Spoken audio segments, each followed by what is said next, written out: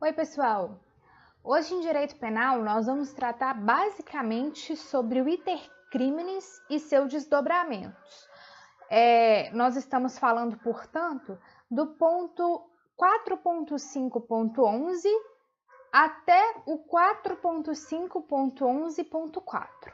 Então, os pontos serão fases de realização do crime, crime consumado e tentado, crime impossível, desistência voluntária e arrependimento eficaz e arrependimento posterior. Bom, é basicamente falar do iter criminis e a possível consumação, caso não se atinja a consumação, porque que não se atingiu. E aí a gente trabalha esses institutos aí do edital. O que é iter criminis, portanto? O iter criminis é justamente esse caminho do crime, o caminho que o agente percorre desde o momento que ele cogita até o momento que ele atinge o resultado. Bom, Zaffaroni ele diz o seguinte sobre iter criminis. Desde que o desígnio criminoso aparece no foro íntimo da pessoa como um produto da imaginação, até que se opere a consumação do delito, existe um processo, parte do qual não se exterioriza necessariamente de maneira a ser observado por algum espectador, excluído o próprio autor. A este caminho dá-se o nome de iter criminis ou caminho do crime, o que significa o conjunto de etapas que se sucedem cronologicamente no desenvolvimento do delito. Então, é importante ressaltar que o iter criminis é um instituto específico para os crimes dolosos. E por quê? Porque só nos crimes dolosos é que o agente ele age com essa finalidade de se alcançar determinado resultado. Nos crimes culposos, o agente até alcança o resultado, mas em momento nenhum ele teve o dolo dirigido para tanto, ele teve a vontade dirigida para tanto. A sua vontade ela estava dirigida na conduta. Eu quero dirigir o veículo, eu quero praticar tal conduta, mas o resultado não era esperado, não era querido pelo agente, é isso que importa. Então, o iter criminis é um instituto para se percorrer o caminho do crime nos delitos dolosos necessariamente. E quais são os caminhos? Quais são as fases deste caminho do crime? Bom, a doutrina, de forma majoritária, elenca 4 passos para se chegar ao resultado final. Alguma outra parte também coloca um outro passo, tornando, portanto, o iter criminis um caminho de 5 passos. Vamos falar das 2 posições, portanto, até porque as 4 primeiras fases são idênticas. E começa justamente com a cogitação, que é essa fase mental em que o agente cogita psicologicamente a praticar determinada conduta e a atingir determinado resultado. O agente, portanto, cogita aquilo no seu ego, no seu íntimo, no seu psique. Em segundo lugar, nós temos a preparação. A preparação do crime é basicamente coletar aqueles instrumentos necessários, deixar preparado o que será realizado no crime, deixar pré-combinado, ajustado o que deverá ser feito.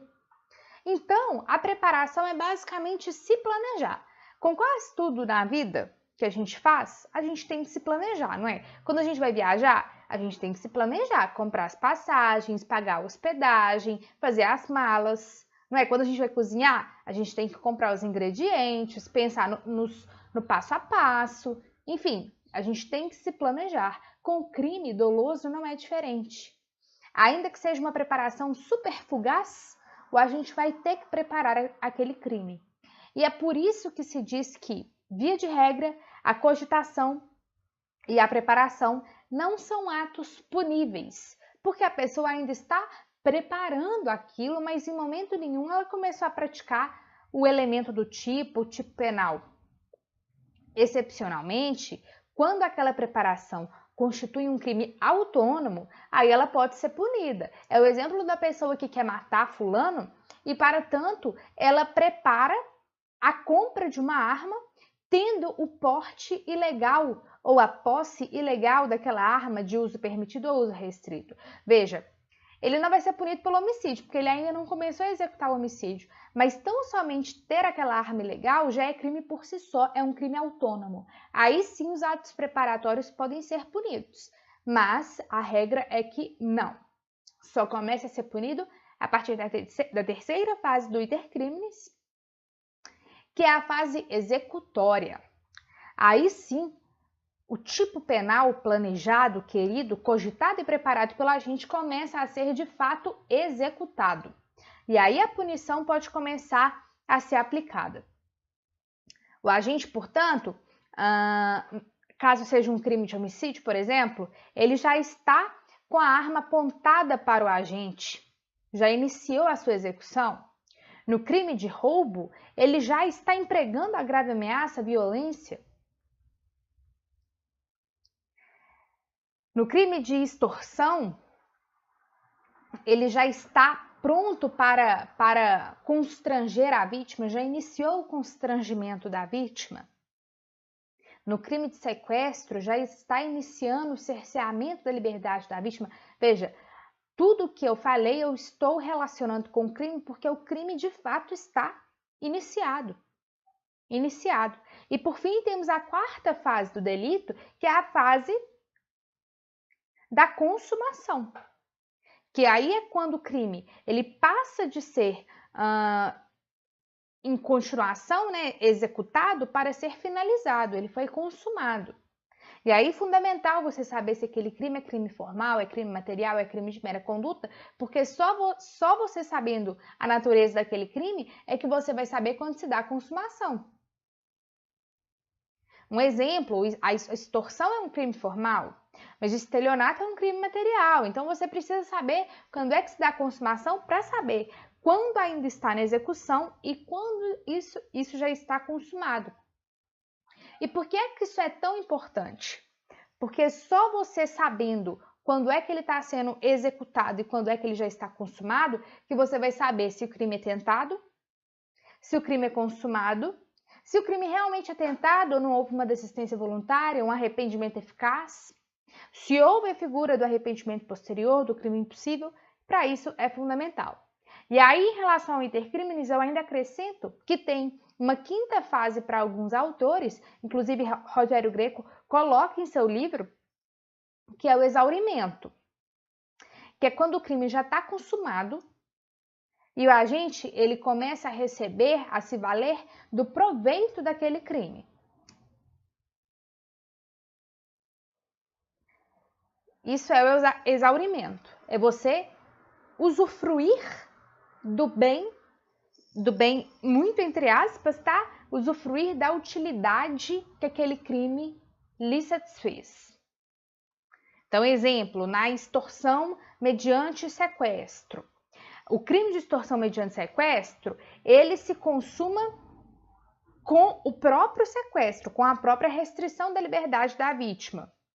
A vantagem que ele advém como preço do resgate, etc., é mero exaurimento. Então, exaurimento seria aquele dinheiro, aquele bem material que aquela pessoa está recebendo em função do crime de extorsão mediante sequestro. Aquele ganho criminoso, né? Proveito econômico ou não. Isso é o chamado exaurimento. César Roberto Bittencourt não coloca o exaurimento. Ele coloca tão somente, ele para na consumação. Ok?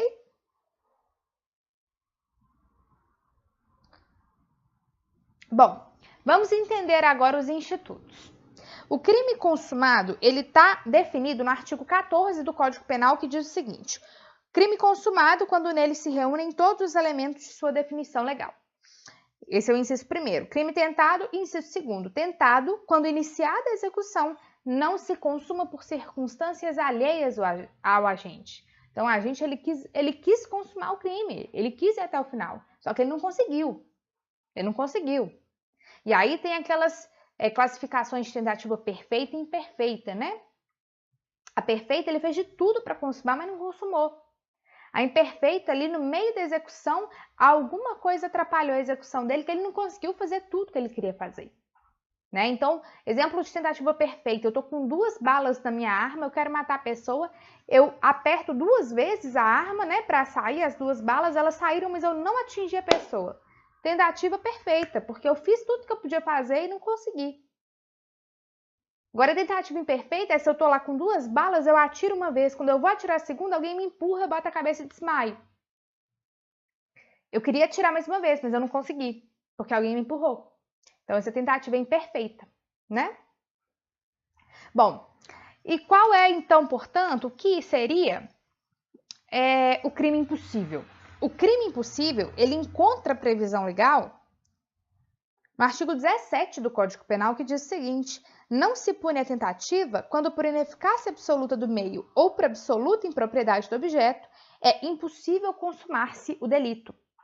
A essa definição legal, né, fica evidente que o Brasil adotou a teoria objetiva temperada ou mitigada, porque olha-se não a intenção do agente, mas o que ele conseguiu praticar, e temperada porque deve ser absolutamente ineficaz, seja por absoluta impropriedade do objeto, seja por absoluta ineficácia do meio. A relativa é punível, né? E aí, para falar de crime impossível aqui, a gente pode falar desses exemplos relativamente comuns da doutrina, de tentar matar um morto, de envenenar alguém com sal pensando ser veneno. Podemos mencionar também o flagrante provocado, que é aquele que nunca vai se consumar porque ele foi, de certa maneira, instigado e está vigiado pela polícia. Né? Tem até a súmula 145 do STF, correto? Por fim, a gente vai encontrar aí as figuras da desistência voluntária, arrependimento eficaz e arrependimento posterior. Desistência voluntária e arrependimento eficaz, arrependimento eficaz, que também é chamada de tentativa qualificada, está previsto aí no artigo 15 do Código Penal. O agente que voluntariamente desiste de prosseguir na execução ou impede que o resultado se produza, só responde pelos atos já praticados. Olha a diferença da tentativa. No caso, não foram circunstâncias alheias à vontade do agente que impediu a consumação, não. O agente, ele quis parar. Ele quis parar. Seja no meio dos atos de execução, seja após os atos de execução, evitando assim a consumação. É a chamada, o artigo 15, né, com esses 2 institutos, são chamados pelo von Licht de ponte de ouro e ponte de prata. No caso, ponte de prata seria o arrependimento posterior. A ponte de ouro é a desistência voluntária e arrependimento eficaz. E por quê? Porque o agente ia ser punido por um crime muito mais grave. Ele ia ser punido pelo crime do dolo. E como ele acaba desistindo ali e evita a consumação, ele só vai responder pelo que ele fez até agora. Então, o resultado, se ele não fez nenhuma conduta lesiva a ponto de descaracterizar um crime, ele não vai responder por nada. Mas, por exemplo, se ele quis matar alguém, mas ele tão somente fere e desiste da sua execução, ele não vai responder por tentativa de homicídio, mesmo que antes dele desistir, ele queria matá-lo. Ele vai responder pela lesão corporal, um crime muito menos grave, uma pena muito menor. Por isso, chamada ponte de ouro. O agente ele pode até mesmo sair do crime e ficar totalmente isento de pena, conduta atípica, ele não fez nada ainda. Correto? Por isso, ponte de ouro. A ponte de prata é o arrependimento posterior, a qual está no artigo 16, que diz o seguinte: nos crimes cometidos sem violência ou grave ameaça à pessoa, reparado o dano ou restituída a coisa até o recebimento da denúncia ou da queixa, por ato voluntário do agente, a pena será reduzida de 1 a 2/3. Veja que o crime não pode ser com violência ou grave ameaça à pessoa, e a diferença desse instituto para a desistência voluntária e o arrependimento eficaz é justamente que o crime já atingiu a consumação. mas de algum modo ele vai tentar reparar o dano, restituir a coisa, porque por ato voluntário ele está arrependido de certa maneira de ter cometido aquele delito. E aí vai haver uma causa de diminuição de pena, com a possível redução de 1 a 2/3.